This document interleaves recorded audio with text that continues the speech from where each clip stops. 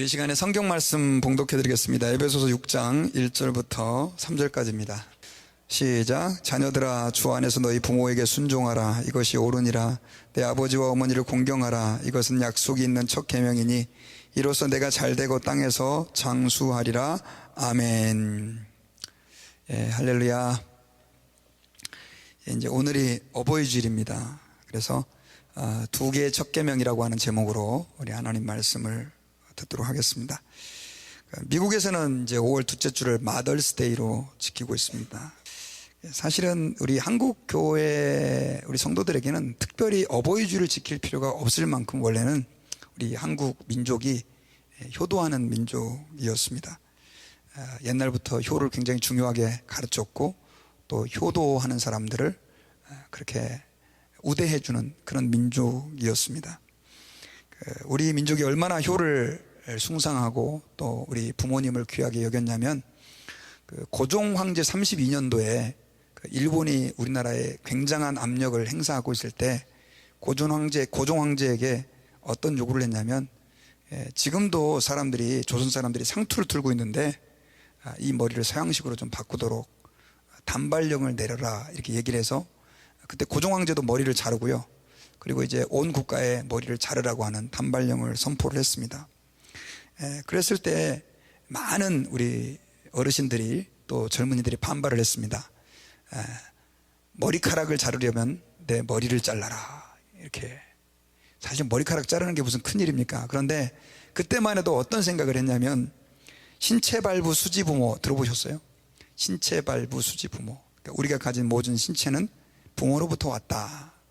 결국은 지금은 이제 그것이 더 이상 의미가 없지만 그 당시 사람에게만 해도 그건 부모를 거역하는 일이라고 생각을 해가지고, 부모를 거역하려고 그러면 차라리 내 목숨을 내놓겠다, 이 정도로 반발을 많이 했습니다. 이런 걸 보면 얼마만큼 부모를 소중하게 생각해 왔는지 우리 민족성을 좀 알 수가 있습니다. 그런데 지금은 그 부모님을 공경하는 마음들이 다 없어지고 땅에 떨어진 시대인 것처럼 보입니다. 가끔씩 이렇게 뉴스에 보면 그런 사람들도 있어요. 부모님에게 해외여행 가자고 그래가지고 데리고 갔다가 거기서 그냥 떨어뜨려 놓고 오는 그런 파렴치한 자녀들이 있는가 하면, 또 자주 있는 일은 아니지만 재산 때문에 부모님을 죽이기도 하고 막 이렇게 부모님을 속이기도 하고, 그런 일들이 뉴스에 너무너무 자주 나오는 것을 우리는 볼 수가 있습니다. 더더군다나 우리 미국에 살고 있는 한인들은 한국과 떨어져 있어서 살고, 또 미국은 효도라고 하는 개념 자체가 없잖아요. 그냥 사는 게 바빠서 또 내가 미국에 나그네로 살다 보니까 하는 그런 핑계들을 대고 부모님에 대해서 전혀 소홀해지는 그런 일들이 너무 많아지고 있다라고 하는 것입니다. 여러분, 하나님께서는요, 우리 예수를 믿는 사람들이 세상에 동화되는 것을 원하지 않습니다. 하나님은 우리 예수 믿는 사람들이, 하나님의 백성들이 하나님의 뜻에 맞게 또 하나님의 자녀답게 살기를 원하고 계세요. 그런데 하나님의 자녀답게 사는 가장 중요한 것 가운데 한 가지가 뭐냐면 부모님을 공경하면서 사는 거라는 것이죠. 특별히 부모님을 공경하면서 사는 것은 십계명에서 우리에게 주셨어요. 하나님께서 모세에게 직접 자기의 손으로 기록하셔서 두 개의 돌판에 십계명을 써주셨는데, 첫 번째 그 돌판은 우리 인간이 어떻게 하나님을 잘 섬겨야 되는가에 대한 내용이고, 두 번째 돌판은 어떻게 우리 인간이 세상 사람들에게, 우리 주변 사람들에게 대해야 될지를 가르쳐주는 중요한 교훈들을 기록해놨는데, 그 첫 번째 돌판의 1계명은 뭐였습니까? 나 외에는 다른 신을 내게 있게 말지니라. 이게 첫 계명이었어요. 두 번째 돌판의 첫 계명은 뭔지 아세요? 내 부모를 공경하라. 그래야면 내가 준 땅에서 내 생명이 길리라 라고 하는 약속이었습니다. 그러니까 하나님께서는요, 얼마만큼 부모를 공경하는 것이 중요한지를 우리에게 뭘로 주셨다고요? 계명으로 알려주셨다라고 하는 것입니다. 그래서 이 시간에 두 개의 첫 계명이라고 하는 제목을 잡았는데, 사실은 그 첫 번째 첫 계명은 하나님을 사랑하고 하나님만을 공경하라는 것이지만, 두 번째 첫 계명은 뭡니까? 부모를 공경하라는 것이고, 사실은 여러분 십계명을 자세히 살펴보면 번호가 있어요, 없어요? 없습니다, 여러분. 번호가 없어요. 우리 찬송가책 뒷부분에 제1은 제2는 이렇게 나와 있지만 실제로 여러분 출애굽기서를 찾아서 읽어보시면 20장에 나와 있거든요. 1, 2, 3, 4가 없어요. 그러니까 하나님께서 두 돌판을 주셨다라고 하는 것은 우리는 순서를 생각하기보다는 둘 다 하나님을 나 외에 다른 신을 내게 있게 말지니라라고 중요하게 말씀하시는 것처럼 동일하게 부모를 공경하는 것이 하나님 앞에서는 굉장히 의미 있고 소중한 것이다 라고 하는 것입니다.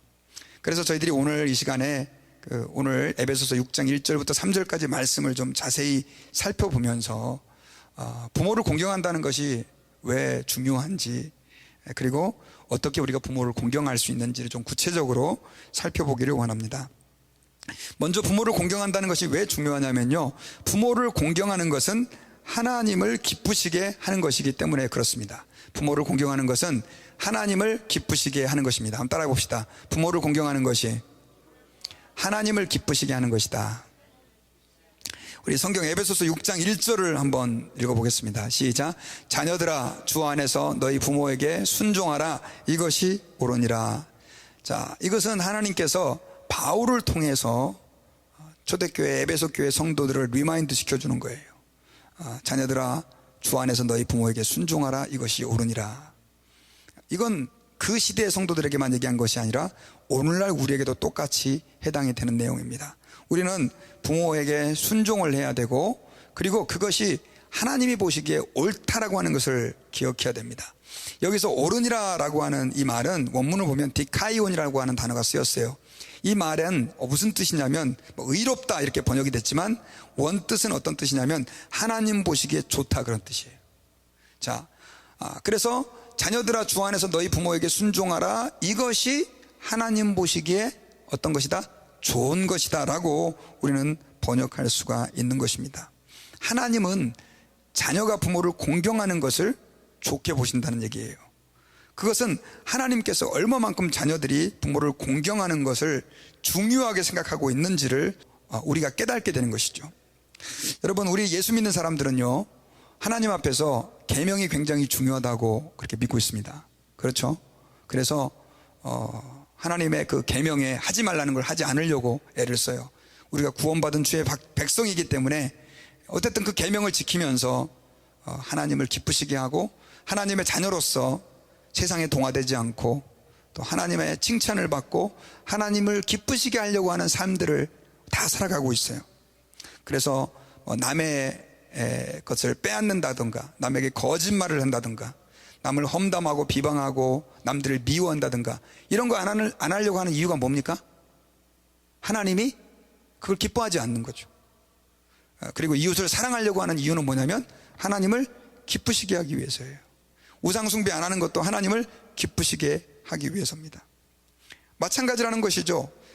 우리가 부모를 공경하고 부모님에게 순종하는 것은 어떤 의미냐? 하나님을 기쁘시게 해드리는 것이다 라고 하는 거예요. 그런데 여러분, 그리스도인 가운데 이걸 오해하는 사람들이 의외로 많이 있어요. 예수님 시대 때도요, 하나님을 잘 섬기면 부모는 무시해도 된다. 하나님을 잘 섬기면 부모는 알아서 하나님이 책임져 줄 거다. 이런 잘못된 믿음을 가지고 있었던 사람들이 있었어요. 특별히 바리새인들이 그렇게 했는데, 바리새인들은 이상한 전통을 하나 가지고 있었는데, 어떤 전통을 가지고 있었냐면 고르반이라고 하는 전통을 가지고 있었어요. 고르반이라고 하는 것은 무슨 뜻이냐면 하나님께 바침이 되었다. 여러분, 하나님께 여러분들이 뭔가를 바치잖아요. 그러면 그 물건은 뭐가 됩니까? 성물이 됩니다. 성물. 그래서 그 성물은 우리가 함부로 사용하거나 함부로 내 마음대로 내 목적을 위해서 쓰이면 안 돼요. 그건 반드시 누구를 위해서? 하나님을 위해서만 쓰여져야 되는 건데, 고르반이라는 게 바로 그런 뜻이라는 거죠. 그런데 바리새인들은 율법학자들이에요. 율법을 연구하는 사람. 오늘날로 말하면 신학자들이라고 말할 수 있고, 또 누구라고 말할 수 있죠? 목회자라고 말할 수 있죠. 그러니까 그들은 성전에 가가지고 고르반, 나는 하나님께 드림이 됐습니다, 바침이 됐습니다, 이렇게 선언하기만 하면 그 다음부터는 부모님은 돌봐도 된다 안 된다? 안 된다. 뭐 안 돌봐도 된다, 이렇게 가르친 거죠. 그런데 그걸 예수님께서 보셨어요.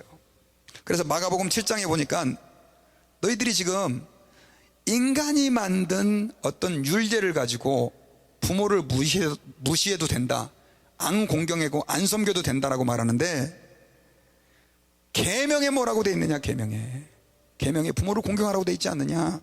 그러면서 고로만 하면 끝이라고 하는 그 악행을 예수님께서 책망하신 적이 있으세요. 여러분, 하나님 아버지 앞에서요, 우리가 아무리 하나님께 헌신되어지고 하나님 앞에 많은 봉사를 한다 할지라도 부모를 공경하는 것은 사실은 하나님을 섬기는 것과 어떻게 분리될 수 없는 것입니다. 하나님을 잘 섬기는 사람일수록 부모를 공경하고 부모를 기쁘시게 해야 된다는 거예요. 요즘도 여러분, 일부 그리스도인들이요, 정말 교회에 열심히 헌신을 하는데 정말 하나님 앞에서 사역을 하고 또 봉사도 많이 하고 하는데 정말 불효막심한 사람들이 많이 있어요. 그래서 오죽하면 안 믿는 사람들이 차라리 그러려 그러면 부모 하나 좀 잘 섬기지, 그 열심히 반만 일하라도 부모를 섬기지, 이렇게 책망하는 세상 사람들이 있어요. 이건 너무나 가슴 아픈 일이에요. 이것은 성경적인 하나님의 뜻이 아니라는 것입니다. 우리가 하나님을 잘 섬긴다고 한다면 당연히 우리는 어떻게 됩니까? 부모를 공경하기 위해 애를 써야 돼요. 디모데전서 5장 8절에서는요 우리에게 좀 충격적인 얘기를 하고 있어요. 같이 읽어보겠습니다. 시작. 누구든지 자기 친족, 특히 자기 가족을 돌보지 아니하면 믿음을 배반한 자요 불신자보다 더 악한 자니라. 자, 여러분, 우리가 말씀 생각해 봐야 돼요. 자기 친족, 자기 가족을 돌보지 않는 사람, 이건 누구한테 한 얘기입니까, 여러분? 크리스천들한테 한 얘기예요. 그리스도인들이 가족을 돌보지 않는다면 이 사람은 믿음을 배반한 사람이고, 더 심한 얘기를 해요. 누구보다 악해요? 왜 불신자보다 악할까요? 불신자들은 자기 부모 챙길 줄 알거든요. 다 그런 건 아니지만. 그래서 여러분, 하나님께서는요 부모를 공경하는 것을 기뻐하시지만 부모를 공경하지 않는 자, 부모를 거역하는 자를 아주 싫어하신다는 사실을 우리가 기억해야 됩니다. 디모데후서 3장 1절에 보면은요 이렇게 말씀하셨어요. 말세에는 고통하는 때가 이른다. 그때가 되면 사람들이 자기를 사랑하고 돈을 사랑하고 자랑하고 교만하고 비방하고, 그 다음에 뭐예요? 부모를 거역하고 감사하지 않고 거룩하지 않고. 말세가 되면 그런 현상이 더 심해진다는 거죠. 그런데 그 가운데 우리가 좀 주목해야 될 부분이 뭐냐면, 말세가 되었을 때 사람들이 부모를 뭐 한다며? 거역하며. 이 말은 예전에도 부모를 거역해 왔지만 예수님의 재림 때가 가까울수록, 죄악이 관영하면 관영할수록 나타나는 현상 중에 한 가지가 부모를 거역하는 사람들이 많아진다는 얘기예요. 잠언서 30장 17절에서는요 부모를 거역하는 자들을 굉장히 심한 말로 주님이 경고하셨어요. 그게 뭐냐면, 우리 같이 읽어보겠습니다. 시작. 아비를 조롱하며 어미 순종하기를 싫어하는 자의 눈은 골짜기에 까마귀에게 쪼이고 독수리 새끼에게 먹히리라. 요한계시록에 보면 새들이 살을 뜯어먹는 내용들이 나오거든요. 그런데 여러분, 부모를 조롱하고 아비를 조롱하고 어미를 순종하기를 싫어하는 자는 골짜기에 까마귀에게 쪼이고, 독수리도 어른 독수리가 아니라 누구에게요? 새끼 독수리에게 먹히리라.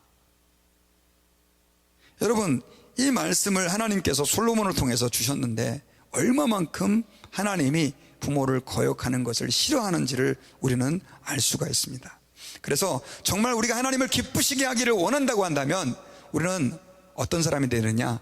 하나님 앞에서 부모를 공경할 수 있는 그런 하나님의 백성이 되어야 될 줄 믿습니다. 그리고 부모 공경이 하나님 앞에 굉장히 중요한 이유는요, 하나님께서는 부모를 공경하는 것이 다른 계명보다도 훨씬 더 특별하다고 말씀하고 있어요. 자, 10계명은 다 중요하죠. 성경 전체가 다 중요하지만 그 가운데서도요 이 부모를 공경하라라고 하는 것은 사람을 향한 첫 번째 계명이기도 한데, 그 10가지의 계명에 없는 것이 이 부모를 공경하라는 계명에 포함되어 있어요. 그게 바로 뭐냐면 약속이에요, 약속. 자, 2절을 같이 한번 읽어보겠습니다. 시작. 내 아버지와 어머니를 공경하라. 이것은 약속이 있는 첫 계명이니 이로써 내가 잘되고 땅에서 장수하리라. 자, 아버지와 어머니를 공경하라 라고 말하면서 아버지와 어머니를 공경하라고 하는 이 계명은 뭐가 있어요? 약속이 있는 첫 계명이라는 거죠. 자, 이 약속이 있는 첫 계명이라고 하는 말은, 자, 원래 10계명의 1계명, 나 외에는 다른 신을 내게 있게 말지니라 라고 하는 것은 하나님을 향한 첫 계명이지만, 이 부모님을 공경하라고 하는 계명은 사람을 향한 첫 계명이에요. 그래서 이 계명은 1번, 2번, 3번, 4번, 5번째라고 개념을 이해하면 안 돼요. 성경에서는 부모님을 공경하라는 계명이 하나님 앞에서 사실은 두 가지의 첫 계명 가운데 하나라고 하는 거죠. 그런데 부모님을 공경하라고 하는 계명에는 뭐가 따라 붙어 있냐면 약속이 따라 붙어 있어요. 약속. 이렇게 하면 내가 이렇게 하겠다. 근데 그 약속이 3절에 나와 있어요. 우리 같이 한번 더 읽어봅시다. 시작. 이로써 내가 잘되고 땅에서 장수하리라. 자, 부모님을 공경하면 이런 약속을 주겠다고 하나님 말씀한 거예요. 이로써 네가 뭐하고 잘되고 땅에서 장수하리라. 여러분, 솔직히 사람들 가운데 복을 원하지 않는 사람은 없습니다. 그렇죠? 그런데 지금도 2000년 전이나 마찬가지예요. 사람들에게 있어서의 복이라는 개념이 뭘까요? 땅에서 잘 되는 거 아니에요? 그리고 오래 사는 거 아닙니까? 그렇죠? 똑같아요. 그런데 인간들이 근본적으로 가장 원하는 그걸 하나님 주시겠다는 거예요. 어떻게 할 때? 부모님을 공경할 때. 이 말씀을 믿습니까? 하나님 말씀으로 믿으시죠. 그러면 여러분들에게 한번 여쭤볼게요. 하나님께서 다른 계명에다가는 이런 조건을 안 붙여놨는데, 이런 약속을 안 붙여놨는데, 그냥 이건 하지 마라, 이건 하지 마라, 이거 해라 이렇게 얘기했는데, 왜 여기다가는 이런 약속을 땅에서 잘되고 그 다음에 장수할 것이다. 이건 여러분 우리 인간에게 미끼 아닙니까? 미끼. 여러분, 기복신앙이라는 게 뭐예요? 기복신앙이라는 게 사실 우리가요 예수님을 잘 믿는 것 같지만 복을 원하지 않는 사람 하나도 없어요. 그렇지 않아요? 건강해지고 잘되고 장수하는 거, 이거 굉장히 좋은 거 아닙니까? 여러분 한번 생각해 보세요. 여러분, 우리 교회 오면 여러분 부자 되게 해줍니다 그러면 사람들 많이 올 거예요. 오죽하면 초창기 선교사님이 예수 믿으면 구원받습니다 그러니까 와가지고 말씀 다 듣고 나서 선교사님이 인사하는데 구원 안 줍니까? 그랬더니 예수 믿으면 구원 받는데요. 그랬더니 예수 난 믿습니다. 빨리 구원 주세요. 그랬더니 알고 봤더니 그때 1원이 굉장히 큰 돈일 때 구원 있잖아요. 이 돈으로 생각했다고 그러잖아요. 그런데 여러분, 인간이 가장 좋아하는 걸 주겠다는 거예요. 하나님이 어떻게 할 때? 부모를 공경할 때, 땅에서 잘되고 장수하는 축복을 주겠다는 거예요. 사실 여러분, 그런 복만을 구하고 하나님 믿는 건 하나님 좋아하지 않아요. 그런데 주님이 오죽 답답하시면 그걸 지금 미끼로 내걸고 있는 거예요. 왜요? 사람들은 그걸 하기 싫어하고 하나님은 그걸 꼭 하게끔 만들고 싶으니까. 다른 것들도 다 중요하지만 그래서 하나님이 여기에다가 뭘 넣냐면 약속이라는 걸 넣은 거죠. 여러분, 부모님들이 자녀들을 가르칠 때 해도 되고 안 해도 된 거는 그냥 해 이렇게 그냥 하고 끝나요. 그렇죠? 근데 꼭 하게 만들고 싶은 거 있을 때는 뭘 던집니까? 미끼를 던지죠. 미끼를. 그래서 방이 되게 더러워요. 그런데 애가 방 치우는 걸 싫어하잖아요. 그럴 때 엄마가 이렇게 얘기를 하죠. 야, 방 이거 다 치워놔. 그러면 내가 네가 제일 좋아하는 초콜릿 줄게. 뭘 던져요? 미끼를 던져요. 그럼 이거 하기 싫은데도 불구하고 이 아이는 뭘 먹으려고? 초콜릿 먹으려고 방을 이렇게 치워놓죠. 그러면 이제 나중에 다 치워놓고 초콜릿 줄 때도 엄마도 흐뭇하고 그 아이도 흐뭇해하죠. 제가 이 말씀을 묵상하면서 그걸 생각을 했어요. 하나님께서 이 부모를 공경하라고 하는 계명에 약속을 집어넣은 것은 그만큼 이 계명이 하나님에게 또 우리에게 중요하기 때문이다 라고 하는 것입니다. 여러분, 그리고 세상에는 부모를 공경했을 때 복을 받는 사람들이 너무너무 많아요. 진짜로 많아요. 제 주변에도 많이 있는데 그 얘기를 다 하려고 그러면 한도 끝도 없어요. 그런데 제가 말씀을 준비하다가 정말 부모님을 공경도 안 했는데 공경하려고만 했는데 엄청난 복을 받은 사람이 있었어요. 이런 이야기가 있었다고 해요. 어떤 사람이 신문에다가요, 아버지를 1만 달러에 팝니다라고 하는 광고를 냈대요. 아버지를 얼마요? 1만 달러에.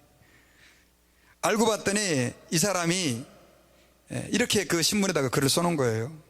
우리 아버지가 중풍과 치매로 병석에 오랜 동안 누워 있었습니다. 처음에는 밥도 먹여드리고 대소변도 다 받아드리고 열심히 했는데 오랜 병에 효자 없다고, 내가 도저히 이제는 더 이상 우리 아버지를 돌볼 수가 없어서 지쳐서 우리 아버지를 팔기로 결정했습니다. 그러니까 우리 아버지를 $10,000에 사가십시오. 그러면서 광고를 낸 거예요. 그 신문 광고가 딱 뜨자 사람들이 이런 나쁜 놈, 파렴치한 놈, 막 손가락질을 막 하고. 그런데 여러분, 놀라운 일이 벌어졌어요. 그 광고 회사에 어떤 사람이 아버지를 사겠다고 전화를 한 거예요. 제가 그 노인된 아버지를 사겠습니다. 그래가지고 이제 그 관계사 직원이 전화를 받고 아니 당신이 그 병든 아버지를, 그 어르신을 사겠다고 하는데 이유가 뭐냐, 이유가 물었어요. 그랬을 때 그 젊은이가 자기는 어릴 적부터 고아원에서 자랐는데 부모님의 얼굴도 모르고 자라고, 그런데 하나님의 은혜로 잘 커가지고 결혼해서 이제 자녀들까지 낳았는데, 그래서 정말 이렇게 다복한 가정을 누리고 살아가는데, 한 가지 아쉬운 거는 부모님이라고 하는 자리가 자기의 생에 없다 보니까 너무 부모님이 갖고 싶었다는 거예요. 그러다 우연히 신문을 보게 됐는데 그런 광고가 떠가지고, 그러면 우리가 이분 모시면 되겠다 이렇게 생각을 하고, 이 자기 자녀들까지 다 거기에 대해서 할아버지 생기는 거에 대해서 좋게 생각을 했다는 거예요. 그래서 이제 그 광고회사는 주소를 준 거예요. 그러면 이 주소로 찾아가 보세요.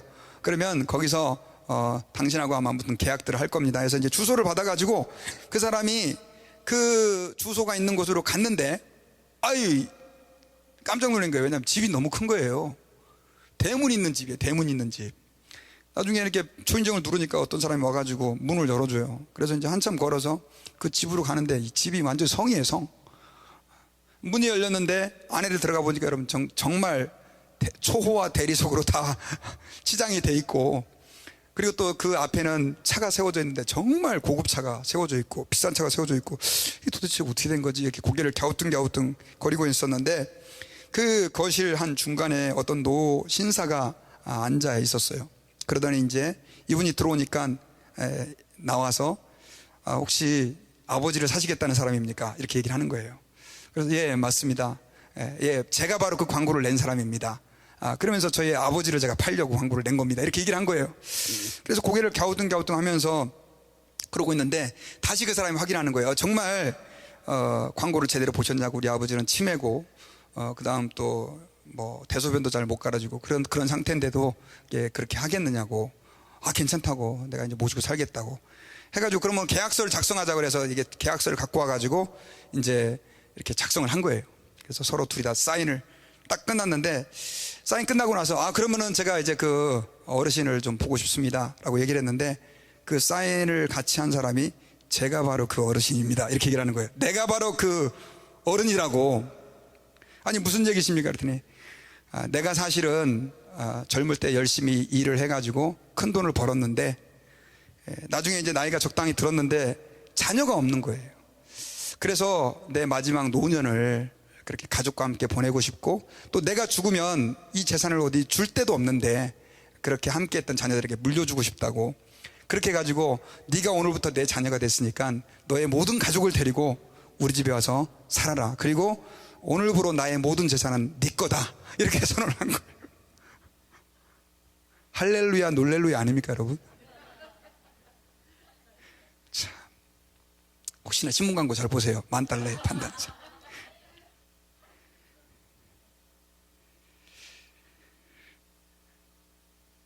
모시려고만 했는데도 복을 받고, 그 이유는 어떻게 된지 잘 모르겠습니다. 여러분, 잠언서 1장 8절과 9절에서는요 이렇게 우리에게 말씀을 약속해 주셨어요. 내 아들아, 내 아비의 훈계를 들으며 내 어미의 법을 떠나지 말라. 이는 내 머리에 아름다운 관이요 내 목에 금사슬이니라.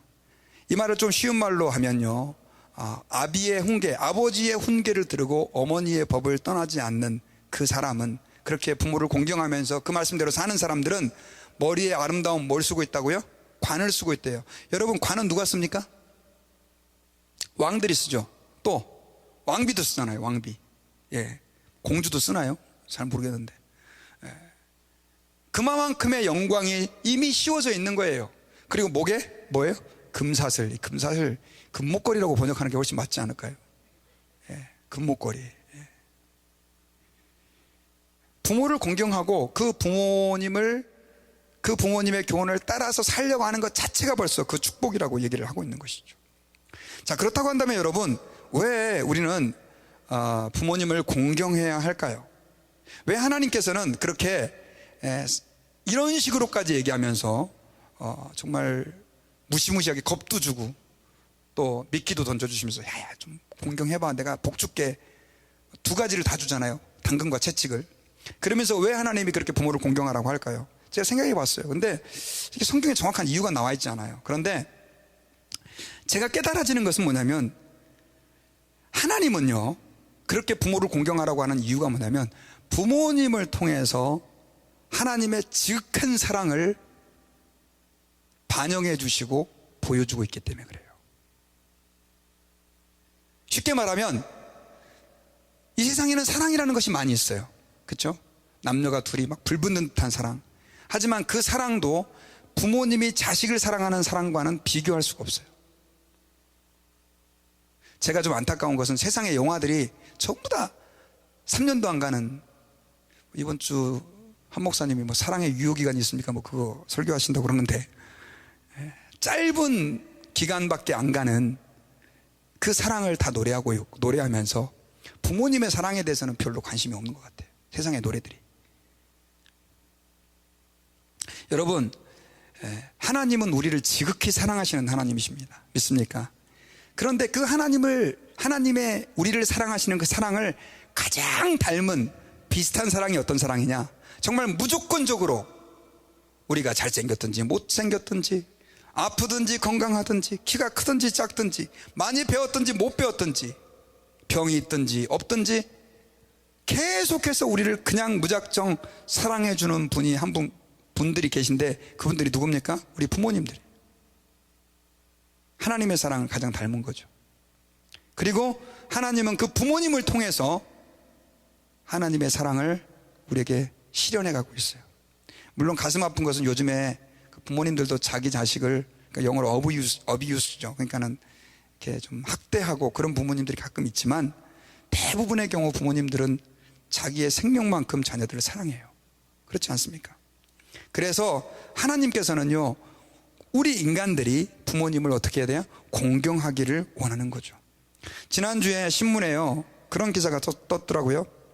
그 아랍에미레이트라고 하는 그 아랍연합국이죠. 거기에서 교통사고로 27년 동안 코마 상태에 있었던 분이 깨어났어요. 깨어났는데 그분의 이름이 무니라 압둘라라고 하는 여성인데요. 1991년도에 이렇게 4살짜리 아들을 데리고 자동차에 타고 뒷자리에 앉아 있었다고 해요. 유치원에 가고 있었는데 트럭이 와서 이걸 받아버린 거예요. 그러니까 어머니는 순간 그 아이를 이렇게 감쌌죠. 사고가 날 때. 그래가지고 다행히 아이는 이렇게 작은 상처만 입고 안 다쳤어요. 그런데 엄마가 머리를 많이 다친 거예요.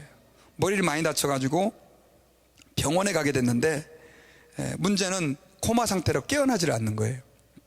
영국, 독일 전전하면서 그렇게 계속해서 치료를 받아봤지만 도저히 회복의 기미가 보이지 않는 거예요. 그렇게 해서 몇 년의 시간이 흘러갔냐면 27년의 시간이 흘러간 거예요. 그 4살의 그 어린 소년은 32세의 소년이 되었는데, 그 소년의 이름이 오마르거든요. 그런데 그 어머니가 지난 4월 24일 날 깨난 거예요. 27년 만에. 근데 제가 지금 왜 이 얘기를 하냐면, 그 어머니가 깨어나서 제일 먼저 부른 그 이름이 자기 남편 이름도 아니고 누구요? 오마르 하는 자기 아들을 그렇게 간절히 찾았다는 거죠. 여러분, 그 한마디의 이야기 속에서 얼마나 부모가 자녀를 사랑하는지를 우리는 알 수 있죠. 뭐 그런 얘기들 너무 많이 나오잖아요. 몇 주 전에는 제가 세상에 이런 일에 그 근육이 이렇게 마비돼가는 두 아들에 대한 이야기를 좀 보게 됐습니다. 첫째는 벌써 죽었고, 둘째도 근육이 마비돼가지고요, 정말 눈밖에 깜빡거리지 못하는, 몸을 움직이지를 못해요. 근데 그 아이를 대학교에 매일매일 출근을 시키는 거예요. 학교를 다니게 하고 공부를 하게 하고. 정말 그 어머니 대단하더라고요. 애는 이제 죽어가요. 나중에는 그 근육마비가 심장까지 오면 그냥 죽는 거래요. 그런데 그 아이를 정말 지극정성으로 그 어머니가, 아버지가 보살피고 돌보는데요, 제가 특히 감동했던 건 뭐냐면, 저는 여러분 밤에 누가 저를 깨우면 되게 짜증나요.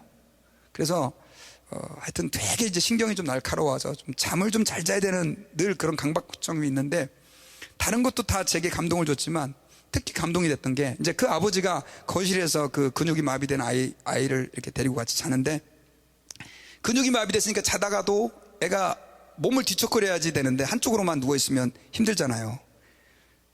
30분이 지나면 아빠 나 돌려줘 그래요. 그러면 이제 20 몇 살 먹은 대학생인데 아버지가 자다 깨갖고 또 돌려줘요. 그럼 또 자다가 이제 30분 자면 또 애가 또 아빠 나 돌려줘 그러면 또 일어나갖고 또 돌려주고. 저 같았으면 갖다 던졌을 거예요. 근데 그 아버지가 말없이 30분마다 깨면서 애를 뒤척여주고 그 다음 또 출근하고. 아버지가. 여러분, 제가 지금 왜 이런 얘기를 하냐면, 세상에 많은 사랑들이 있지만 연인끼리 그렇게 할 수 있겠습니까? 당장 헤어지자 그러죠. 부모니까 하는 거예요. 부모니까. 왜 우리가 부모를 공경해야 되느냐? 그 이유는 하나님께서 부모를 통해서 그렇게 우리를 돌보시고 그렇게 우리를 사랑하시고 나중에는 독생자 예수님까지 하나님은 내어주셨기 때문에 그렇다는 것입니다. 그래서 우리는요, 하나님 아버지 앞에서 부모를 귀하게 생각해야 돼요. 오늘 본문에 보면요, 부모를 공경하라라고 하는 단어가 사용이 됐는데, 부모를 공경하라라고 하는 단어는요, 그 히브리어로 카바드라고 하는 단어가 사용됐어요. 카바드. 카바드라라고 하는 단어는 무슨 뜻이냐면 무겁게 여긴다는 뜻이에요. 무겁게. 부모를 무겁게 여겨라. 무겁게 여기라는 뜻도 좀 이렇게 이해가 잘 와닿지 않는데, 그 말은 부모를 귀하게 여겨라, 이렇게 번역이 될 수 있어요. 이렇게 해석할 수 있어요. 여러분, 그래서 우리가 하나님 앞에서 부모를 공경하기 위해서는 어떻게 해야 되느냐? 부모를 귀하게 여길 줄 알아야 돼요. 십계명의 상계명이 나 여호와의 이름을 망령 때 일컫지 말라라고 말씀을 했습니다. 이 말은 부모 하나님의 이름을 가볍게 여기지 말아라, 반대로 무겁게 여기라, 그런 의미죠. 부모님을 공경한다는 의미도 결국은 이와 같은 것입니다. 그래서 부모님을 귀하게 여긴다라고 하는 것은 어떤 것이냐면 부모님을 소중하게 여긴다라고 하는 의미도 포함되어 있어요. 여러분, 그 초창기 때 아프리카에서 그 다이아몬드를 채취하기 위해서 온 사람들이 깜짝 놀란 게 뭐냐면, 그 아프리카의 아이들이 다이아몬드를 갖고 공기 같은 걸 놀이를 하고 있더래요. 왜냐면 그게 귀한 줄 모르니까. 나중에는 이제 그걸 갖다가 빵 몇 개 주고 그냥 받고 오고, 그렇게 해가지고 이제 그렇게 다이아몬드를 얻은 이야기를 제가 읽은 적이 있습니다. 여러분, 다이아몬드의 가치를 모르면요, 아무리 그게 비싸고 소중해도 그냥 대충 그냥 그렇게 공기놀이 하면서 노는 거죠. 그런데 그 다이아몬드가 정말 귀한 걸 아는 사람은 집에다가도 함부로 놓지 않고 매일매일 그 다이아몬드를 들여다보면서 잘 있나, 혹 이게 먼지 안 꼈나, 혹시 누가 훔쳐가지 않았나, 이렇게 생각하죠. 부모를 귀하게 여긴다라고 하는 것도 저는 이와 흡사하다고 생각합니다. 부모가 뭐 아프든지 안 아프든지 잘 있든지 말든지 내 생각 밖에 그냥 저 너머에 알아서 잘 사시겠지 뭐. 요즘은 내 인생은 나의 것인데, 요즘 누가 그렇게 자녀들이 부모를 챙겨, 이렇게 생각하면서 사는 사람들은 부모를 귀하게 여기지 않는 거예요. 우리는 부모를 귀하게 여겨야 됩니다. 잠언서 23장 22절에서는요 이렇게 말씀하고 있어요. 같이 읽어보겠습니다. 시작. 너 낳은 아비에게 청종하고 내 늙은 어미를 경히 여기지 말아라. 자, 뭐라고 얘기하고 있어요? 내 낳은 아비에게 청종하고 내 늙은 어머니를 경히 여기지 말아라. 그런데 젊은 사람들이 부모를 자꾸만 경히 여기게 되는 그 이유가 있어요. 그게 뭐냐면, 첫째, 부모 세대들은 우리보다 배움에 별로 이렇게 배우지를 못했어요. 대부분 부모님들은 우리보다 학력이 젊은 세대보다도 낮습니다. 그렇죠. 세상의 부모들이 다 자기 자녀들을 더 잘 가르치려고 하고 더 좋은 교육을 받게 하려고 하는 마음들을 가지고 있죠. 그런데 더 안타까운 것은 이놈들이 좀 좋은 학교 나오고 그래서 좀 좋은 직장을 가지게 되면 더 부모님을 창피하게 하는 그런 아이러니한 일들이 일어난다는 거죠. 여러분, 대부분의 부모님들은 젊은 자녀들보다 똑똑하지 못합니다. 그리고 배운 것이 많지 않습니다. 그러니 자녀들이 부모들을 무시할 수밖에 없어요. 그리고 어떤 부모님들은요, 이제 나이가 많이 먹다 보면 먹을 때 막 흘려요. 제가 가끔씩 우리 연세 드신 분들 이렇게 신방을 가보면 밥 먹을 때 막 흘리는 분들이 굉장히 많아요. 이제 그래서 여러분, 누가 그러더라고요. 밥 먹을 때 자꾸 흘리게 되면 이게 늙어가고 있다는 증거다. 젊은 사람 입장에서 보면 더럽죠. 그리고 어르신들이 채통물이 없게 왜 이렇게 흘리나 그런 생각도 들고, 근데 뭐 내 마음대로 이렇게 컨트롤이 안 되니까 흘리는 건데, 그런데 그러면서도요, 자기 자식 뭐 흘리는 거는 또 아이고 이 자식이 이쁜 놈이 이렇게 흘리고 왔네 이렇게 딱 닦아주면서 전혀 이중적인 태도를 취한다고요. 여기 계신 분들은 안 그러시지만. 또요, 이 부모가 되다 보면요, 했던 말 또 하고. 왜 했던 말 또 하는 줄 아세요? 뇌세포가 많이 죽어요. 그러니까 내가 말을 해놓고 나도 이게 말을 했는지 안 했는지 기억이 안 나는 거예요. 저도 지금 굉장히 조심하고 있어요. 자꾸 했던 말 또 하게 될까봐. 어떨 때는 제가 설교 시간에 일부러 했던 말을 또 하기도 해요. 그때는 왜 목사님 늙어간다고 그렇게 얘기하지 마세요. 꼭 중요하니까 강조하기 위해서 하는 거니까. 저도 어렸을 때 그런 사람들을 하도 많이 봐갖고 절대 했던 말 안 하려고. 근데 설교는 가끔씩 했던 말을 또 해야 되겠더라고요. 그래서 자녀들은 그러죠. 아유, 우리 부모님 맨날 했던 말만 또 한다고. 제가 신방을 가잖아요. 그럼 연세 드신 어떤 분은요, 진짜 한 5번 들었는데 또 처음 하는 것 같이 열심히 저한테 얘기를 하세요. 그럼 목사가 가지고 집사님 이거 5번 하셨는데 이제 그만하시죠. 그런가요? 또 처음 듣는 것처럼 그래요? 하고 들어줘요. 그럼 좋아하셔.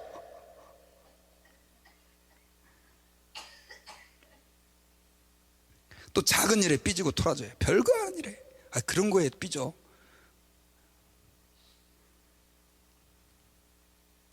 이미 외모는, 머리는 휘어지고 머리카락은 빠지고 피부는 쭈글쭈글해져 있고, 젊은 사람의 입장에서 보면 그런 부모를 존경하기 쉽지 않죠. 그럼에도 불구하고 성경에서는요, 이걸 모르고 성경에서 부모를 경히 여기지 말라고 그랬을까요? 다 알고 있으면서도 그렇게 얘기한 거예요. 왜냐하면 모든 인간은 다 비록 젊은 우리라 할지라도 그 길을 가기 때문에 그렇습니다. 여러분, 하나님을 우리가 뭐라고 부릅니까? 더 크게 다시 한번, 우리가 하나님을 뭐라고 불러요? 아버지. 아버지를 경히 여기는 자가 하나님을 아버지라고 부를 때 무슨 일이 일어나겠어요, 여러분? 나는 하나님은 너무 사랑해. 근데 우리 아버지 어머니는 아니야? 그거는 그 자체가 벌써 모순인 거예요. 여러분, 하나님은요, 자기의 영광스러운 이름, 주님이라고 하는 그 영광의 호칭을 내려두고 아버지로 불리우시기를 기뻐하셨어요. 그러니 우리의 아버지 어머니가 얼마나 영광스러운 위치에 있는 분들인지를 우리가 기억을 해야 됩니다. 어떤 분들은 자기 부모님이 교육도 많이 못 받을 뿐 아니라 우리가 볼 때 너무 황당하고 잘못된 행동을 많이 한 부모님들도 있을 수 있어요. 그럼 그런 분들도 우리가 귀히 여기고 그런 분들도 존경해 드려야 됩니까? 답은 예스입니다. 왜 예스인 줄 아세요? 그분들이 존재하지 않았으면 우리는 여기 있을 수 없었기 때문에 그렇습니다. 비록 그분들이 잘못된 삶을 사셨다 할지라도 그분들이 우리를 낳아주고 길러주셨기 때문에 지금 오늘의 내가 있는 거예요. 저는 이렇게 생각해요. 부모님이 우리 자녀들에게 좋은 교육을 시켜주고 좋은 인격적 영향을 끼쳐주고 신앙의 유산을 물려주고, 영어로 이제 great, 좋은 거죠. 하지만 그것들은 전부 다 여러분들이 보너스로 받은 은혜예요. 사실은 부모님이 우리를 이 세상에 존재하게 나만 주고 길러만 주어도 우리는 그것으로 충분히 부모님을 귀히 여겨야 될 의무가 있다는 사실입니다. 세상에 자녀가 없는 사람들은 존재해요. 많이 있어요, 자녀가 없는 사람들은. 하지만 부모가 없는 사람은 세상에 없어요. 그러므로 비록 존경받을 만한 자격이 안 된다 할지라도 우리는 부모님을 존경할 수 있어야 돼요. 여러분, 요셉의 이야기를 제가 좀 해드리려고 해요. 너무 잘 알고 있는 요셉. 형들에게 인신매매를 당해서 팔렸죠. 미움을 받아가지고 팔려가지고 애굽의 보디발이라고 하는 사람의 집에서 종살이를 하죠. 그리고 누명을 쓰고 감옥에 갇혔는데 하나님께서 그를 불쌍히 여겨주셔가지고 애굽의 국무총리가 되게 해주세요. 그런데 제가 요셉의 입장에서 한번 생각을 해봤어요. 아버지를. 자, 형들은 요셉을 팔고 나서 아버지한테 거짓말을 했어요. 뭐라고 거짓말했습니까? 요셉이 죽었다, 짐승에게 찢겨가지고. 그래서 피 묻은 옷을 갖다 줬잖아요. 그러니까 아버지는 요셉이 죽은 줄 알았잖아요. 그러니까 요셉을 찾지도 않았죠. 요셉의 입장에서 한번 생각해 보자고요. 요셉은 그걸 알았어요, 몰랐어요? 몰랐어요. 그러면 애굽에 지금 팔려서 종살이를 하고 있을 때 한번 생각해 보십시다. 여러분들의 입장이라면 아버지가, 자기를 찾지도 않는 아버지가 원망스러웠겠어요? 안 원망스러웠겠어요? 제가 볼 때 많이 원망스러웠을 것 같아요. 아버지가 모르니까 형들이 그렇게 거짓말한 거를 나중에 이제 알았겠죠. 왜 우리 아버지는 나를 찾지 않지? 막 그런 생각들 많이 했을 것입니다. 그리고 어린 나이에 그렇게 종으로 팔려가지고 이제 아버지와 사실 정이 들 수 있는 시간도 별로 없어요. 그런데 여러분, 나중에 그 형들이 곡식을 얻기 위해 애굽으로 왔다가 나중에 이제 요셉이 자기의 정체를 밝히게 되죠. 그러고 나서 아버지의 안부를 묻죠. 그리고 나서 그 형들에게 아버지를 데려와서 이곳 애굽에서 살라고 고센 땅을 구별해 줘요. 바로 왕한테 부탁을 해가지고. 그래서 이제 아버지가 바로 왕의 궁전으로 왔어요. 왔는데 그때 요셉이 어떻게 합니까, 여러분? 바로 왕한테 자기 아버지를 소개해요. 솔직히 저 같았으면 소개 안 해도 될 것 같아. 창피하잖아요. 명색이 나라의 2인자예요, 여러분요. 그 아버지는 뭐예요? 그냥 초라한 목자예요. 12명 자식 낳은. 그리고 어렸을 때 자기를 찾지도 않았던. 어쩌면 요셉의 마음에 훨씬 더 분노가 더 많이 쌓여 있을 수도 있는데 요셉은 그걸 다 하나님 앞에서 녹이고 삭혀가지고요, 여전히 그는 아버지를 사랑했어요. 자랑스럽게 생각했고요.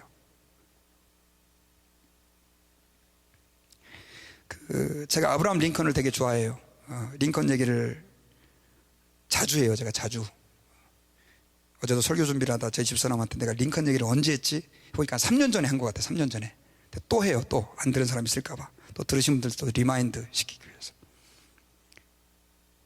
성경은 잘 잊어버리시는데 이런 얘기는 잘 기억하시더라고요.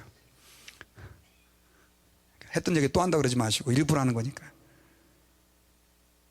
링컨의 아버지는 구두를 만드는 사람이었습니다.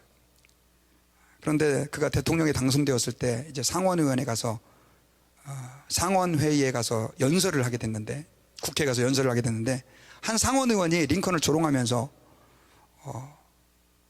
당신이 어쩌다가 대통령이 되긴 했지만 내 구두를 만들기 위해 우리 집에 당신 아버지와 당신이 드나들었다는 것을 당신은 절대 잊지 마십시오, 이렇게 얘기를 한 거예요. 정말 모욕적인 얘기죠. 그랬을 때 그 링컨이 이제 연설을 하기 위해서 그 강단에 올라가 가지고 이렇게 얘기를 했답니다. 제가 첫 연설을 하기 전에 저희 아버지를 떠오르게 해주셔서 정말 감사를 드립니다. 네, 맞습니다. 저희 아버지는 구두 수성공이었습니다. 하지만 그분은 이 세상에서 가장 멋진 구두를 만드시는 예술가였습니다. 이 세상 그 누구보다도 우리 아버지는 멋있는 구두를 잘 만드는 분이었고, 나는 그 아버지를 너무나 자랑스러워하고 있고 존경하고 있습니다. 우리 아버지가 만든 구두를 신고 있으시다고 하니 너무 다행입니다. 혹시나 아버지가 만들어둔 구두가 문제가 생기거들랑 제게 오십시오. 저도 어깨 너머로 아버지에게 구두를 고치는 법을, 만들지는 못하지만 고치는 법을 배웠으니까 제게 가져오시면 제가 고쳐드리겠습니다, 이렇게 얘기했대요. 갑자기 조용해졌대요. 여러분, 부모님을 자랑스러워 한다라고 하는 것은 바로 그런 것입니다.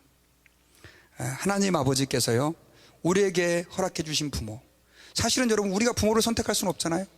자녀도 선택할 수가 없어요. 그래서 하나님이 주신 선물로 믿는 거예요. 비록 그분들이 많이 배우지 못해도. 내가 볼 때 세상 사람들만큼 내놓을 만한 자랑스러운 것이 없다 할지라도 자부심을 갖는 거죠. 왜? 부모님 때문에 내가 존재하게 되었으니까 말입니다. 그리고요, 부모를 공경한다라고 하는 개념은 단순하게 그냥 나를 낳아준 부모만을 포함하지 않아요. 성경에서는 부모라고 얘기할 때 시댁도 포함해요. 시댁. 어떤 사람은 시댁을 너무 싫어해서 자기는 시금치를 절대 안 먹는데요. 시자라고 그래가지고. 시계를 벽에 안 걸는데요. 왜? 시자로 시작해가지고. 편할 리가 없죠. 그런데 그 성경에 보면은요, 그 룻이 나와요. 룻과 오르바가 그 말론과 기론과 결혼을 해가지고 그렇게 모압 땅에서 살고 있었는데 다 죽잖아요, 남편이. 그래가지고 나중에는 이제 나오미가 남자 셋이 다 죽은 거예요. 할 수 없이 이제 고향이 풍년이 들었다는 얘기를 듣고 돌아가게 되는데, 이 며느리들이 따라오려고 그러니까 니네 따라오지 말아라. 니네 제가 해라. 젊으니까 다시 결혼해서 행복하게 살아라. 그랬는데 그 룻이 끝까지 따라온단 말이에요. 누구를? 친엄마가 아니고 누구요? 시어머니를. 앞에 뭐가 붙었어요? 시자가 붙었잖아요. 시금치도 안 먹는데 어떤 사람은. 와, 그 시어머니를. 그러면서요, 어머니가 나의 어머니가 되고 어머니 하나님이 내 하나님이 된다는 그 고백을 하잖아요. 하나님이 그녀를 축복해 주셨습니까? 룻을 통해서 다윗이 왔고 다윗의 후손으로 예수 그리스도가 오셨어요. 할렐루야. 그래서 여러분, 이제 이렇게 얘기하니까 또 장인 장모 쪽은 상관없구나 이렇게 생각하시면 안 되죠. 다 포함되는 겁니다. 다. 그럼 어떻게 부모님을 귀하게 여길 것이냐, 제가 몇 가지 지침을 말씀드리고 말씀을 맺겠습니다. 첫째는요, 부모님의 뜻을 존중할 줄 알아야 돼요. 부모님을 귀하게 여기려고 한다면 부모님의 뜻을 존중해야 돼요. 지난주에 이렇게 어버이 주간이어서 제가 신문을 봤는데 뉴스에 재밌는 기사가 떴어요. 부모님들에게 제일 싫은 선물이 뭐냐 이렇게 설문조사를 했는데요, 그 가운데 나온 게 뭐냐면 책. 자식은 이제 생각해서 이걸 읽어라. 근데 부모님의 입장에서 책 받으면 나보고 공부하라는 거냐? 제대로 된 부모가 되라는 거냐? 그래서 기분 나쁘대요. 또 한 가지가 뭐였냐면 꽃. 5일밖에 안 가는데 길어봐야 꽃이 또 비싸대요, 한국이. 부모님이 그럼 제일 좋아하는 게 뭘까요? 혹시 아세요? 돈. 형은 전차를 제일 좋대요. 근데 자식들 입장에서 부모에게 돈 주려면 좀 불편하단 말이에요. 성의 없어 보이는 것 같고. 근데 여러분, 저희들이 기억해야 돼요. 부모님을 기쁘시게 해드리고 부모님을 귀하게 여기는 것은 그분들이 좋아하는 걸 해드리는 거죠. 나쁜 게 아니라면. 여러분, 제가 한번 예전에 얘기한 것 같은데요, 어떤 그 미국의 그 가정에서 그런 일이 있었답니다. 광고에 나온 건데, 이런 그 아이패드가 이렇게 처음 나왔을 때 그 딸이 이게 기가 너무 신기하다 그래가지고 이제 아버지한테 선물을 준 거예요. 그래서 이제 명절 때 집에 와서 봤더니 아버지가 그 딸한테, 야, 네가 준 그 선물 너무너무 잘 쓰고 있다. 그래가지고, 아빠가 잘 쓰고 있다니 기쁘네요 하면서 아버지가 일로 와, 내가 좀 보여줄게 해서 보게 갔더니 이걸 갖다가 도마로 쓰는 거예요. 도마로. 그래가지고 자기 입장에서는 되게 좋은 건데 아버지는 어떻게 쓸지도 모르니까 그걸 도마로 쓰고 있는 거예요. 여러분, 그런 방식으로 부모를 잘한다고, 부모를 잘 섬긴다고 하는 사람들이 요즘에도 많아요. 여러분, 우리의 생각이 아니라 부모님이 기뻐하시는 방식으로 해야 돼요. 그리고 또 부모님을 귀하게 여긴다는 것은 부모님에게 자꾸 물어봐야 돼요. 우리 예림이가 지난번에 대학교에 가가지고, 얘는 뭐 있어도 물어보지도 않고 그런데요, 한 번은 저희 집사람한테 전화 와가지고, 엄마, 계란찜 어떻게 만드는 거야? 이렇게 물어보는 거예요.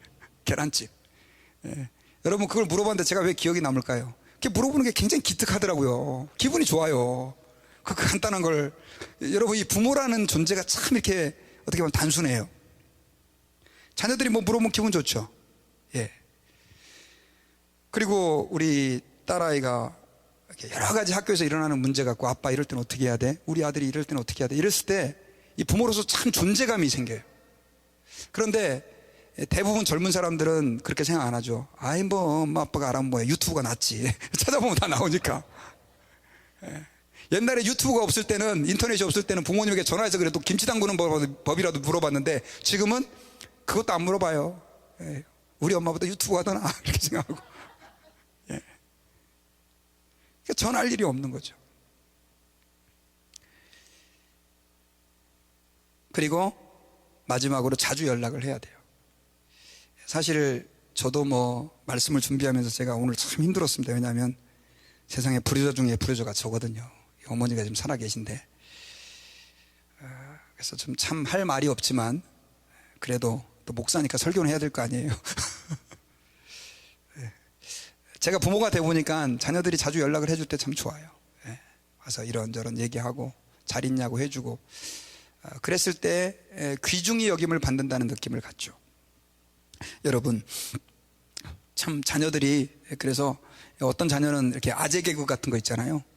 그 다음 또 인터넷 같은 데서 일부러 할 얘기가 없으니까 전화해서 뭐 멀리 떨어져 있다 보면 또 뭐 이렇게 그렇잖아요. 근데 일부러 그런 거 찾아가지고 엄마 내가 재밌는 얘기 해줄게 해서 막 썰렁한 얘기, 또 유머 이런 거 있잖아요. 뭐 그런 것도 하고. 그래도 얼마나 그러니까 뭐라 그래, 가소롭다가 아니라 참 가상해 보여요. 그 노력이. 부모님을 귀하게 여기는 태도인 거죠.